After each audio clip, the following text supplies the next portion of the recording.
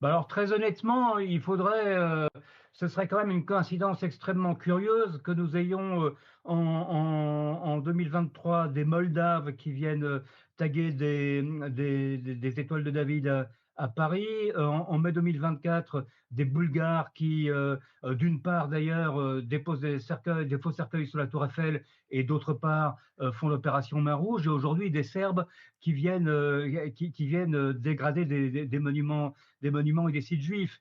Ce serait une coïncidence, et dans le monde du renseignement, on a tendance à penser que les coïncidences, ça n'existe pas, et que quand il y a un doute, il n'y a pas de doute.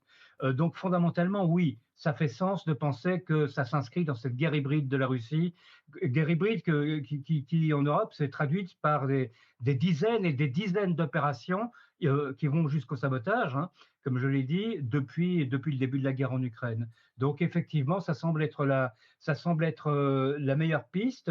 Ou alors, il faut admettre que quelque part en Europe de l'Est, il y a un mauvais vent qui fait que quand les gens s'ennuient, ils se disent, bah, tiens, on va aller dégrader des lieux, des monuments juifs à Paris.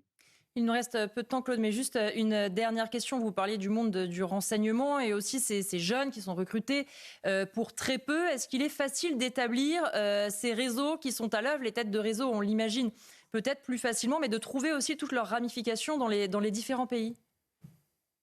Ben, en fait, les têtes de réseau, bien entendu, si c'est bien la piste russe, au sommet, vous avez les concepteurs qui sont dans les services russes, qui vont passer par des intermédiaires probablement locaux, qui peuvent être, on a eu des cas en République tchèque, hein, où on a identifié un attaché militaire, par exemple russe, qui peuvent être soit des diplomates, soit des agents sous couverture, soit des agents locaux, et puis après, le reste, c'est de la main-d'œuvre. Et ça, c'est facile à recruter parce que c'est ce qu'on appelle des Kleenex, hein. Ce sont des types qui sont payés 300, 400 euros, on leur paie le voyage éventuellement.